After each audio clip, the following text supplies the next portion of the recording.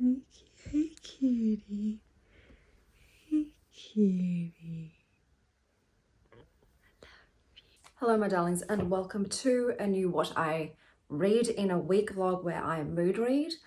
Now, after the absolute disaster of the last two vlogs of these, where I read a lot of 1 and 2 star books, I am going hardcore. It is my mission to ensure that this, What I Read in a Week, ends with a 3.5 star average. And most likely I will attain that by DNFing like a fiend. If a book is not feeling like a 3.75, it goes on the chopping block. Adios, sister, onto something else, because there are books that are absolutely made for me out there. I just have to find them. That's how I plan on spending this week, finding those books that are just very Chanel. I do have one that's come in, an ebook. So that is This a Cry for Help by Emily Austen. Now, this is a second chance for this author because I didn't really love her other book that I read, but this is about lesbian librarians, I believe. So it should be up my alley. We shall find out together if it is. I've got some physical books, but I'm going to go and just grab a few more. I'm going to see what's on display at my library and just grab a few, just so I have a lot on hand in case I do end up DNFing a lot of them. I just want a large selection to run through until I hit the wall of a fantastic book that I want to sit with and devour. It is currently Sunday. My children's father is back from his holiday, so they are going to his house for 3 whole days. Whew, I am looking forward to the break.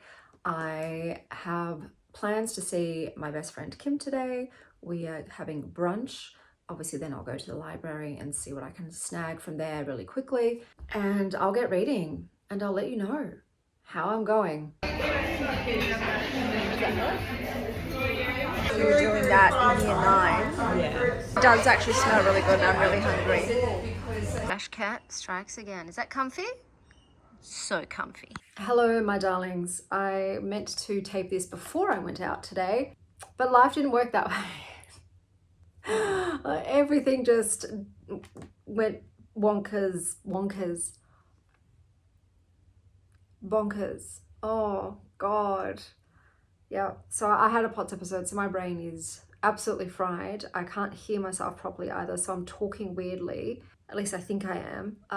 But I went out today with my mum. You would have seen the footage. We went to the Vivienne Westwood. Actually, I'll just put the footage up on the screen. Okay, so we went to the Vivienne Westwood exhibit and it was okay. It was a bit sparse considering this is a paid exhibit, but it was good to see some of the fashion up close and personal.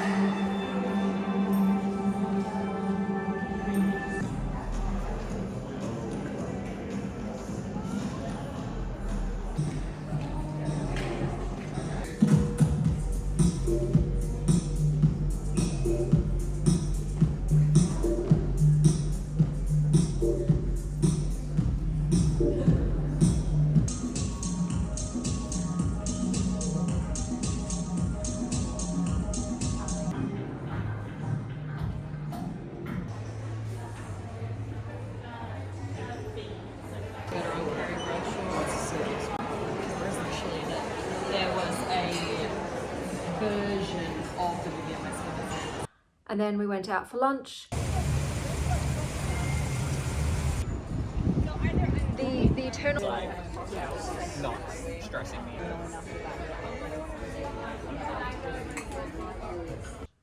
And then we went out to Dimmicks to look at some books. And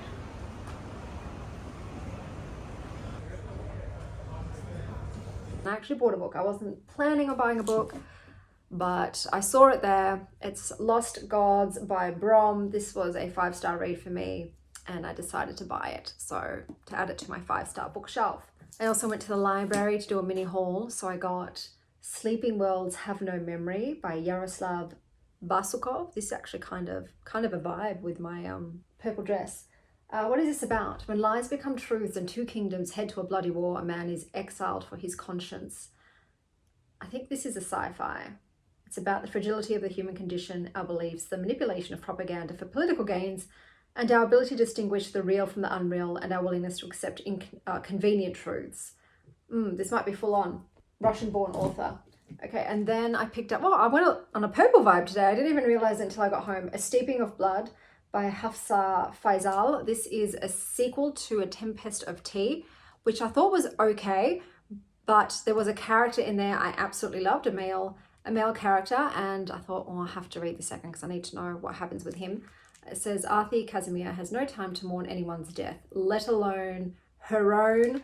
I'll have to be careful what I tell you about this one because I've got a beautiful ombre end pages because it's a sequel. So I've got that. What was I talking about? Oh, books. Yes. So what have I been reading? I'm sorry. We've had the update, the fucking Apple update, and it's changed all the way the apps are displayed and it's driving me insane. I hate the glass update, which is not optional to opt out of. Oh, okay, so I picked up the book Full Bloom by Francesca Serritella. I'm enjoying it thus far. So this one is about Iris, and Iris is having just, your regular modern existential crises. She's been dumped, she's underpaid, she's surrounded by all of her smug married friends, and she's having to budget for egg freezing.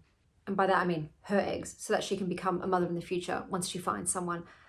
Then all of a sudden, her mysterious French neighbor gifts her a bespoke perfume that turns her from invisible creative professional into walking male fantasy / corporate kryptonite.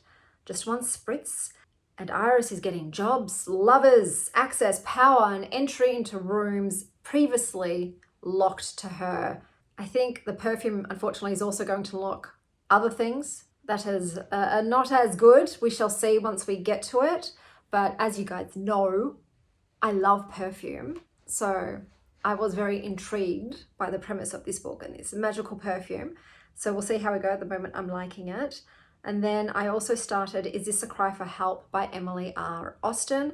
So this is about Darcy, and Darcy's living a pretty decent life. She's a librarian. She's married to a cool bookbinder lady. She lives in a lakeside house and she owns enough books to make Belle envious.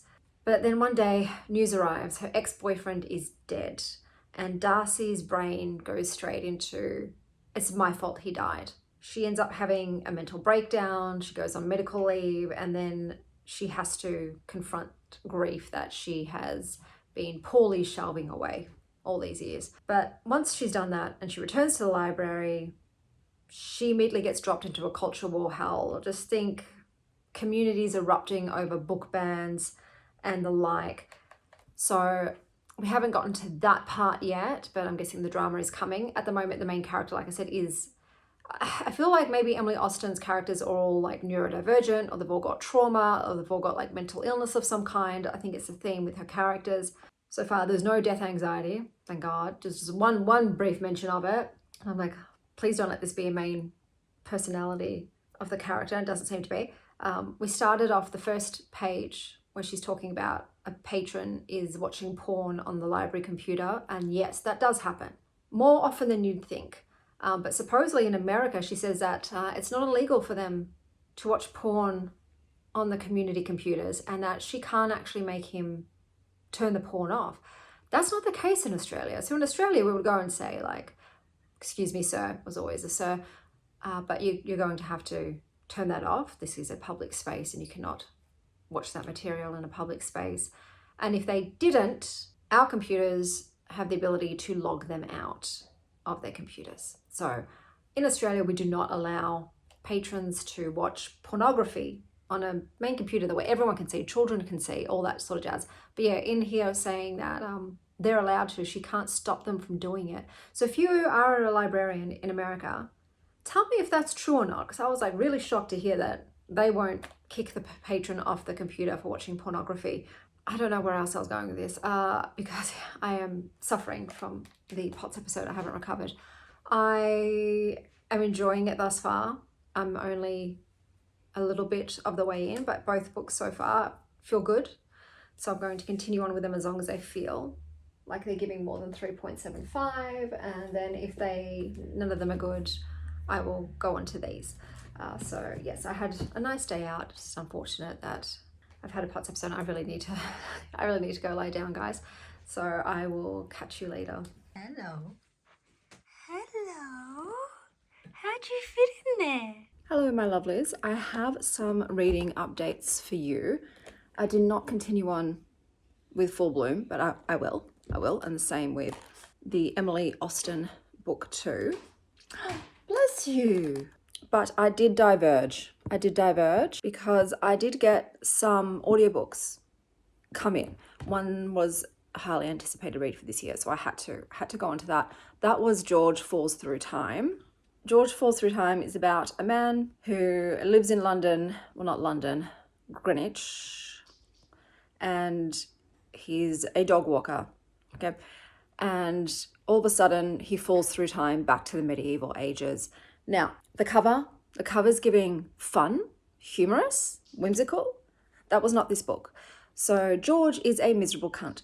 He is not a likable person. So we start off the book with him walking dogs. He's only allowed to walk 4, but he's walking 6, which he's not meant to do. He's also not walking them. He's just sitting on his phone dealing with his billing company after his boyfriend has broken up with him and he's struggling to make the bills because he was a bit of a stay-at-home boyfriend.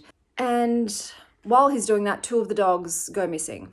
And then all of the dog owners start calling him because he was meant to have brought their dogs back and he hasn't. And this just made him really unlikable to me, insufferable. I'm like, you fucking dickhead. These are people's pets who they care about and you don't give a shit. You put their lives at risk for what? Some extra cash, and you're not doing your job properly. You don't care. So anyway, he ends up falling through time because he's trying to find the missing dogs. And when he goes back to the Middle Ages, he immediately gets lynched. They just grab him, they strip him naked, they throw him in a cell, they torture him and beat him and starve him.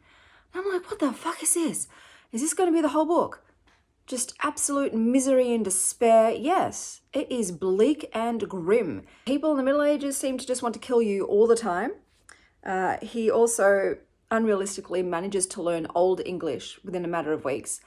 And I don't know if you guys have any experience with Old English, but you could barely call it English. It is in itself its own language.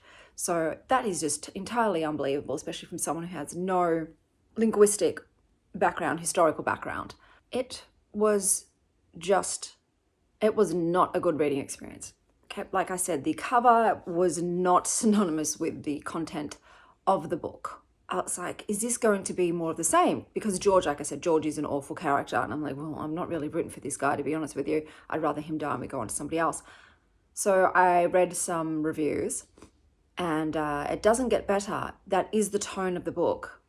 Grim, miserable, suffering, awful. One sec, I need to go. I've put perfume on that I cannot stand and I have to go and scrub it off. I'll be back. Why is it always the unpleasant perfumes that have the most staying power? My arms are stinging, but I can still smell it. Anyway, that was not what I was anticipating from that read.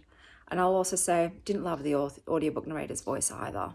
So that was that, DNF'd. And then I went on to Bound by Ali Hazelwoods. This was another audiobook. It just came in as soon as I was getting rid of the other one. And this is about an art fraud girlie who gets politely kidnapped by a socially constipated, somewhat odd British professor. And they fall in love over ancient inks, bad decisions, and dodgy grimoires. Now, guys, audiobook. This is audiobook only as well. This is not released in any other format.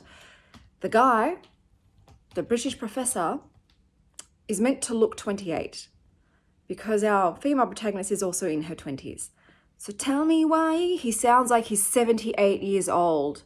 Oh, I was like, are they being for real? This is the love interest. This guy sounds like he's a septuagenarian. Why would I want to hear him get it on with a 20-something? So I listened to 20%. I went and read the reviews.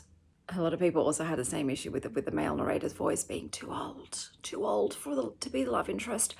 And I get it. This is a supernatural paranormal book. So I get that he's an older man, but he doesn't need to sound like a senior citizen.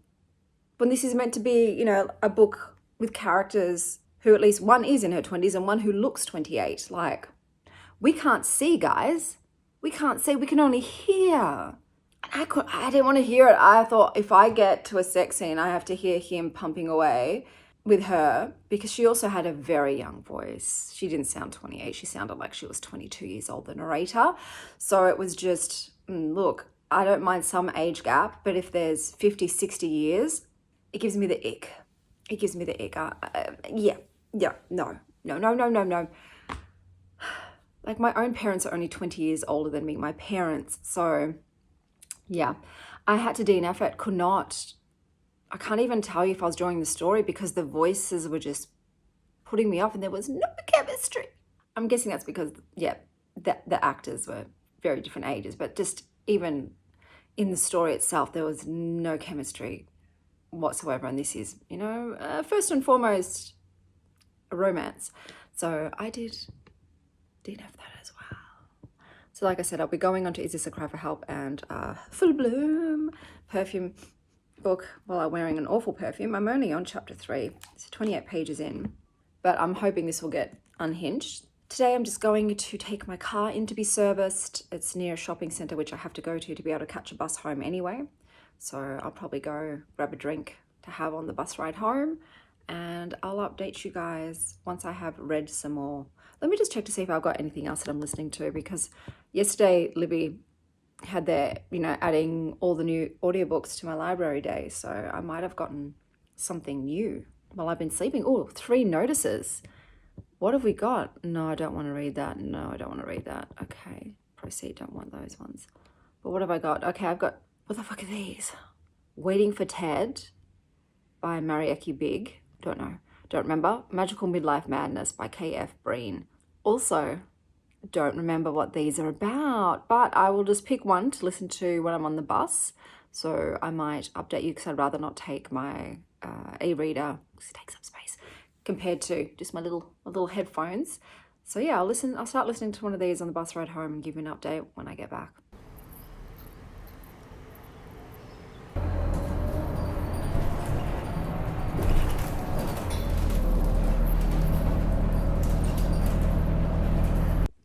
Okay, I'm back.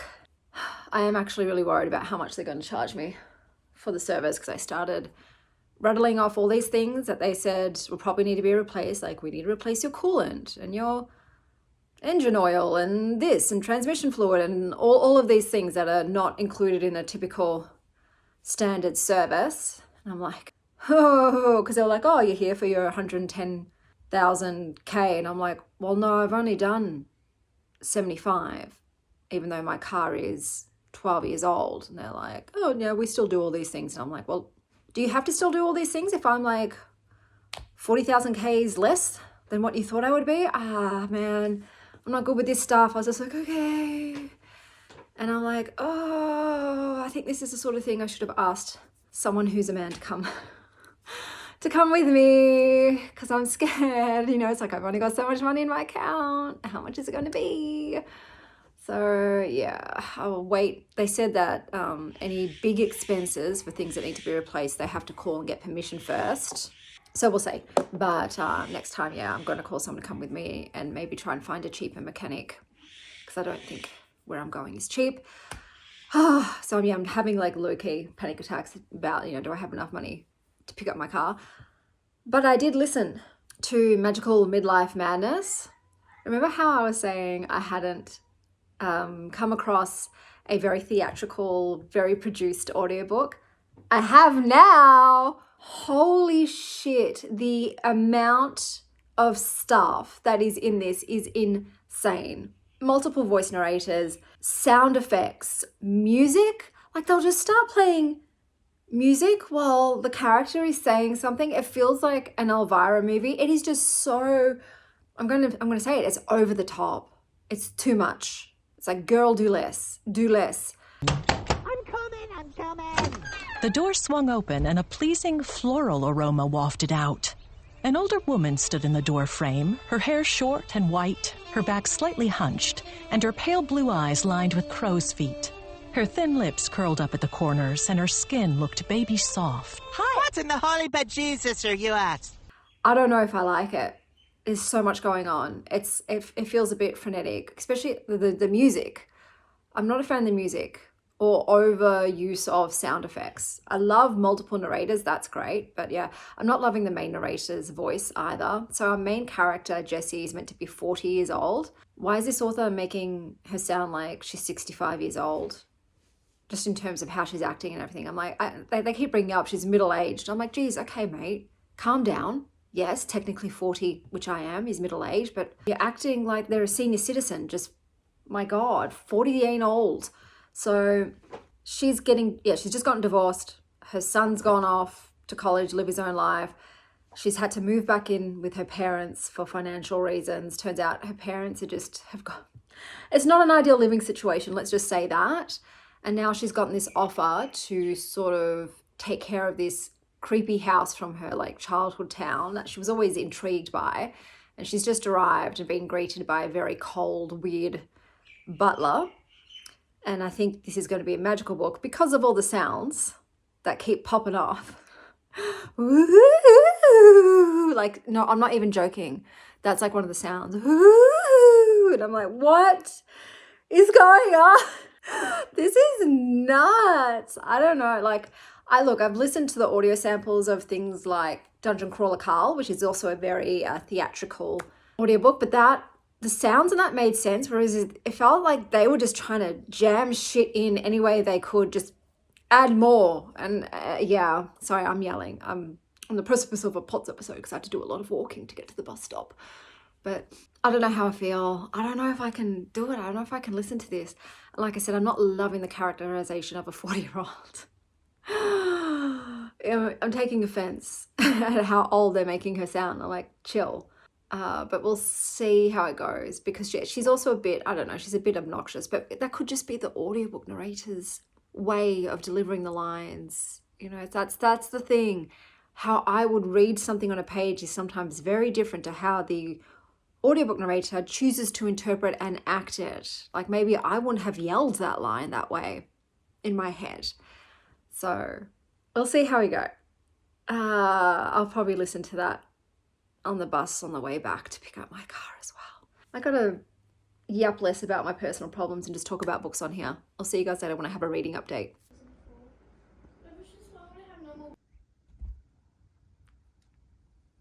Zoe. Hello, gorgeous. So these are tiramisu brownies. Let's cut and have a look. Okay, that looks amazing. Oh my God, that looks so good, so fudgy, so good. Another close up of the brownie. Breakfast for the girls today.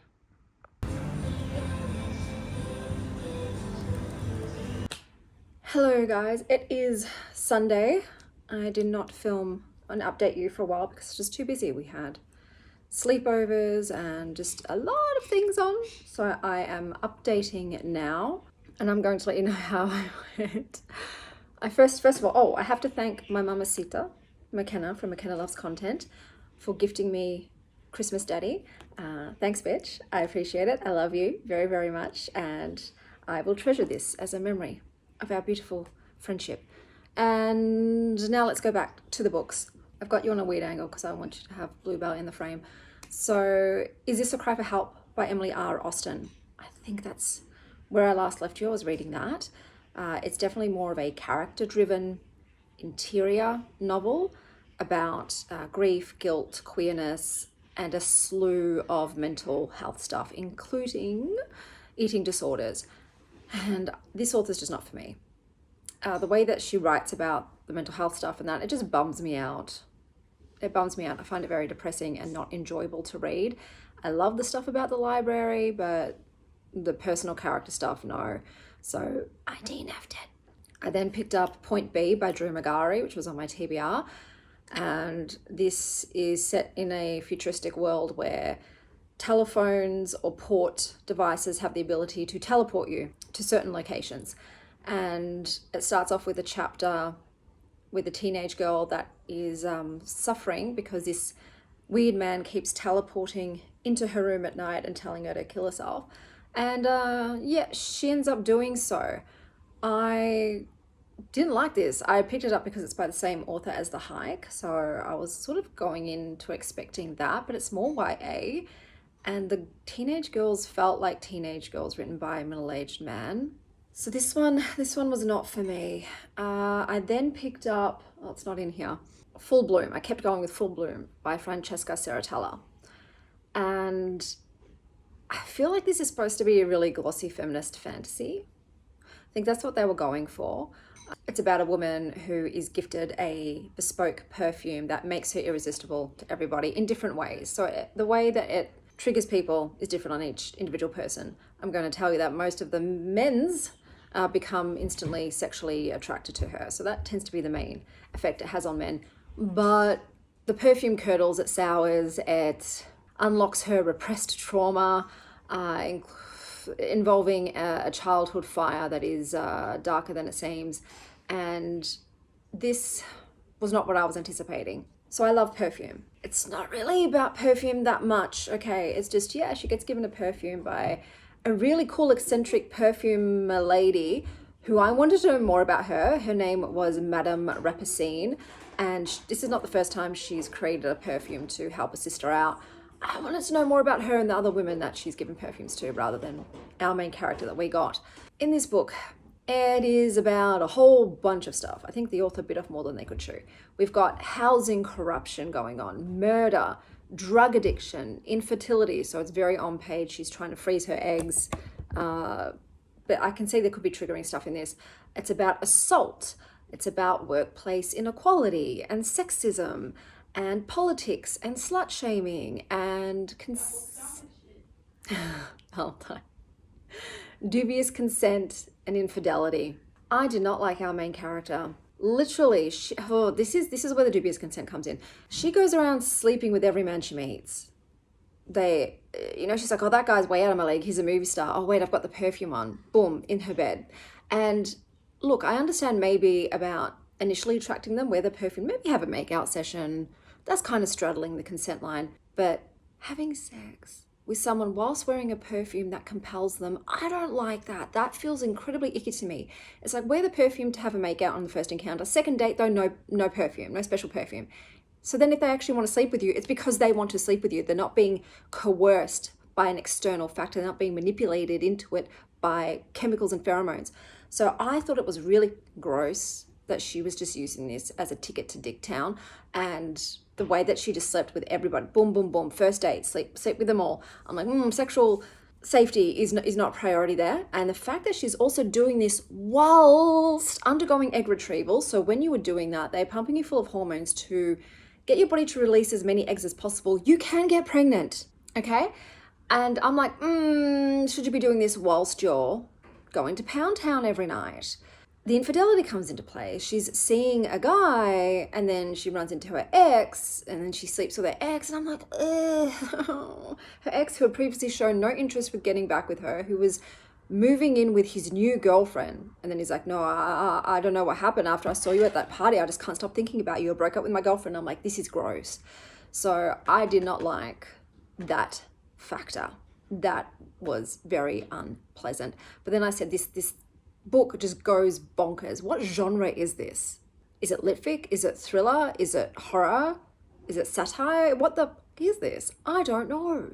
I've given it a 3 because obviously I read it all the way through. The intrigue was there, but yeah, that did not turn out how I thought it would, and it went into some very icky territory, and I was just not impressed. Obviously, she also gets groped and molested when she goes on public transport whilst wearing the perfume, so that happens. She gets hit on by women too, but then she also gets women who brings out their cattiness, I guess you would say. But I just thought this could have had, after reading Perfume by Patrick Suskind, obviously that's what I think of when perfume eliciting responses from people. I didn't think this was going to go super weird, but I was kind of hoping it would, but it just went in this direction where, yeah, I'm meant to hate the main character because I do now. But it was just icky. It was icky. I think, though, maybe it might appeal to people who like morally complicated female protagonists and readers who are slightly interested in perfume but don't want to be pounded over the head with it. 3 stars. Then I picked up, the audiobook Magical Midlife Madness by K.F. Breene. as you know, I was saying, I was like, this is a lot, but that Irish old woman character with one titty, Nev or Neve, is a fucking right and a funny cunt. And I was like, I have to listen to this book just for her. I'm coming! The door swung open and a pleasing floral aroma wafted out.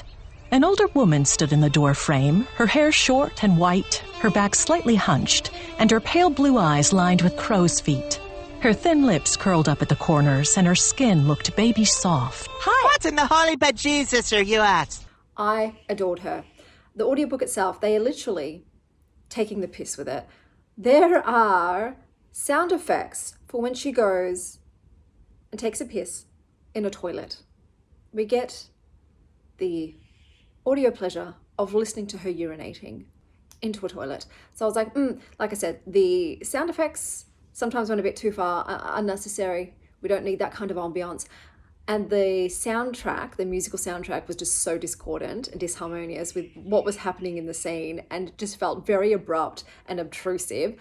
So didn't like that, but I loved the full cast. That was fantastic. Like I said, some of the audio effects were great, not all of them. The book itself kind of reminded me of Rocky Horror. So this was, just to refresh your memory, it was about a woman who gets divorced at 40 and, what's up? Oh, nothing. Okay, your hair looks great. Can I say hi? You want to go on my YouTube with your face? Why not? Okay, yeah, it's your choice. My 14-year-old wants to say hello. That's my 14-year-old. I'm all red. I love you. Love you. Debut. You can't do that yet. When you're a teenager, you can decide if you want to go on camera. Okay, where was I?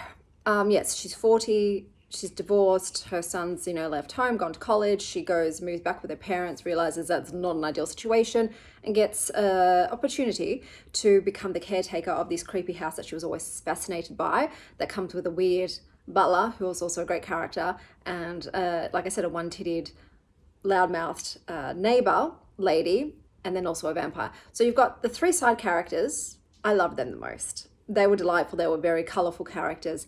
They stole the scenes like professional thieves. And I guess the main theme of the book is that she's been shrinking herself her whole life and putting everybody else's needs before her own, and this is her chance to level up in terms of magical powers, backbone and all. And it's not high literature, guys. It's just a very fun, bingeable read. So like I said, identity beyond motherhood and marriage, and age as an advantage. Like in the beginning, I wasn't liking how they were treating her as a 40-year-old. I'm like, 40 isn't, to me, as a 40-year-old, I don't feel like it's old. We're barely midway, if I was 80, I'd be like, I'm feeling old now. So I was like, cool it with the old bitch stuff.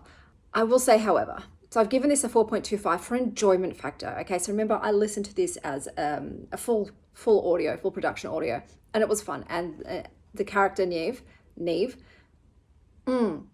my favorite, loved her. But the main character, I just didn't like her that much. And there's a choice that she makes when choosing to inherit the powers. She's told that it will de-age them, her and her three sidekicks. They're all tied to the house, so they'll go back to being like 20 years old again, physically, not in here, physically. And she's like, no, I earned my 40-year-old stripes. Oh, but actually, speaking of stripes, do get rid of the cellulite and push my sagging titties up. So whatever happened post-birth to my body, fix that. But I need to look 40. That's important. Doing that also meant that her familiars, the other three people who look like they're in their 80s, have to stay in a body that looks like they're in their 80s. So I'm like, that was a very selfish thing to do. You added caveats for yourself, like, yeah, no, don't de-age us, but take away my cellulite, stretch marks, and saggy titties. And then you left your newfound family to be looking like they're about to die. I'm saying that because they look decrepit. They look like they're about to fall apart, like they're walking corpses, okay? They're very old. They're hundreds and hundreds of years old, and their bodies have been starting to show that effect because there's been no master of the house. So I hated that decision. I'm like, that's not empowering. You're still 40 in here. You have all of your life experiences. If you can turn the clock back 20 years, why wouldn't you? So that way when you're 80, because she won't live forever, she's a human, she'll look 60. Big whoop. it's not a big deal. Yeah, it's a bit weird to look 20 when you're 40, but eventually it'll be much better in the long term. And you've really fucked over these other guys who look like they're 80 years old. They were looking forward to having, full head of hair and skin that is not melting off their bones, and she's just like, no, because 40 is important. No, tell me about you guys, okay? You're going to inherit all these powers. Forget that it affects other people, because I'm sure you'd all go, well, no, I'm going to allow everybody to be young again. Forget that, just you. You're 40, and they're like, well, we can give you these powers, and we can also give you the physical body of a 20-year-old again to like help you battle these other magical beings.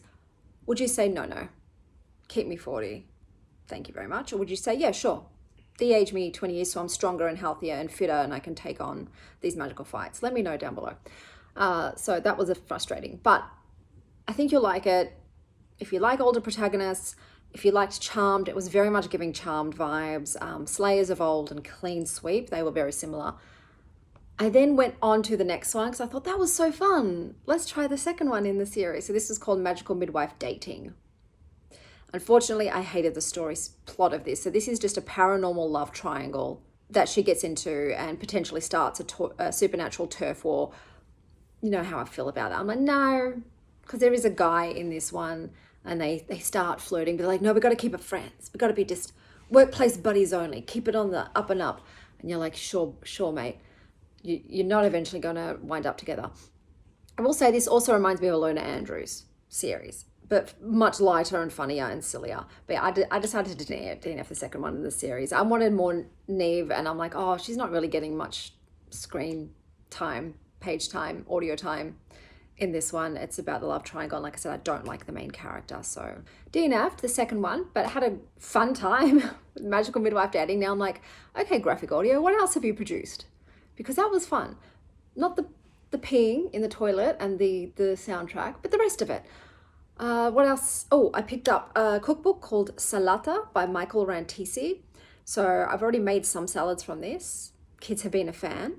So I'll probably rate this a 4. It wasn't as avant-garde as in, as experimental as I was hoping it was going to be. But there was a lot of variations on a Greek salad. So that's a great way for us to like zhuzh it up a bit whilst still sticking to like the core flavor profile of a Greek salad. So yeah, that was decent. And then I should have just called it, but no, I got approved for one of my 26 most anticipated reads, and that is For Human Hues by Sarah J. Pearce. This was narrated by Marie Pierce and Eric Berger, and it comes out on the 10th of February. I would call it a dystopian satirical tech fiction. In this book, everyone's sick of dating the living, so they've created an app which lets you date the dead instead. Swipe right on a corpse. In this book, we've got Liv. Liv is the dating app that pairs users with actual dead bodies. Why deal with ghosting when you can date a literal cadaver who will never ghost you? We've got Tom Williamson. So there's 3 main characters in this. He is a venture capitalist who seems to hate people, hate feelings, is just an angry dude, but he is quite alarmed that his company is funding what appears to be monetized necrophilia with branding.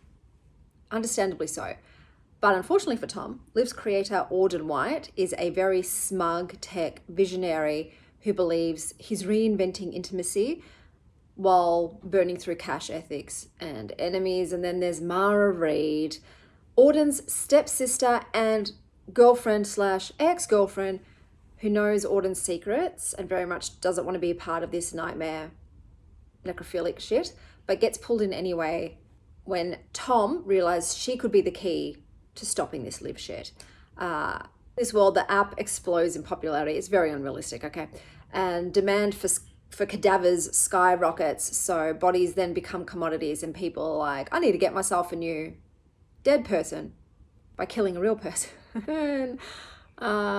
This book, this is what I'm finding after, remember the last arc from NetGalley situation I went on? This was an audiobook, as I mentioned. This is another cat fit plot synopsis clickbaiting situation, okay? This is not really a horror about a dating app for dead bodies, which is why I was interested in it. It is more a dystopian focused on relationship drama. So both of these guys want this one girl. Okay, that's a very big part of this book. And about venture capitalism and corporate and influencer culture. Okay, so you expect copious conversations about stock portfolios, profit evaluations, IPOs, slush funds, trading corps futures, legal terminology, finance terminology, all of that crap. Heavy on that. I'm a finance bro, I guess, for a living, so I could at least understand the terminology, but there is so much boardroom talk, okay? The characters also are fucking unlikable, as is their communication and the sexual assault that goes on. Okay, this is not focused mostly about dead people being used in dating apps. So, like I said, I came in here expecting really weird, uncomfortable stuff with the dead people dating apps. But then too, the dead people it didn't end up being just solely used for the dating apps. They became this like cultural accessory where people were using them in ways that make no sense. There was like, the dead belong in schools. The dead belong in schools. And, oh, there's a dead person running for president. What? It's so unbelievable. You really have to take your logic and your common sense and just throw it away. There's no way that society would go bonkers for corpses and be like, children deserve to have dead friends. What? And then don't be, it's not racist, but someone who's against dead people, you become, what's the word?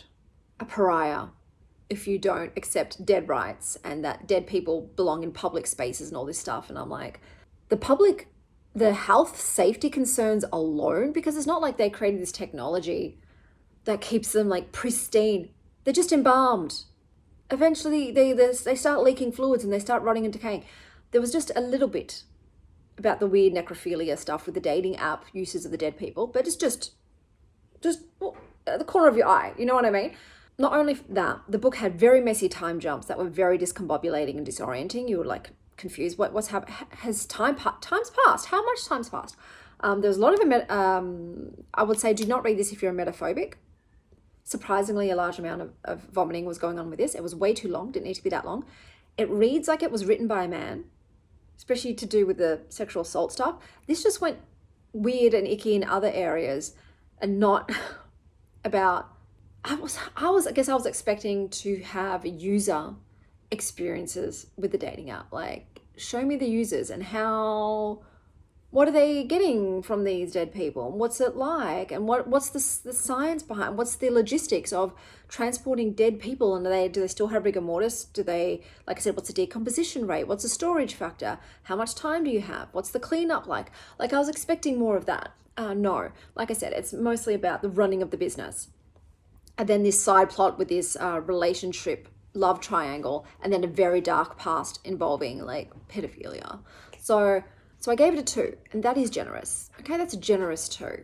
But once again, I've been very much let down by how they've publicized it, how they've marketed it in terms of its plot summary, and then what the actual book is. There's a disconnect there.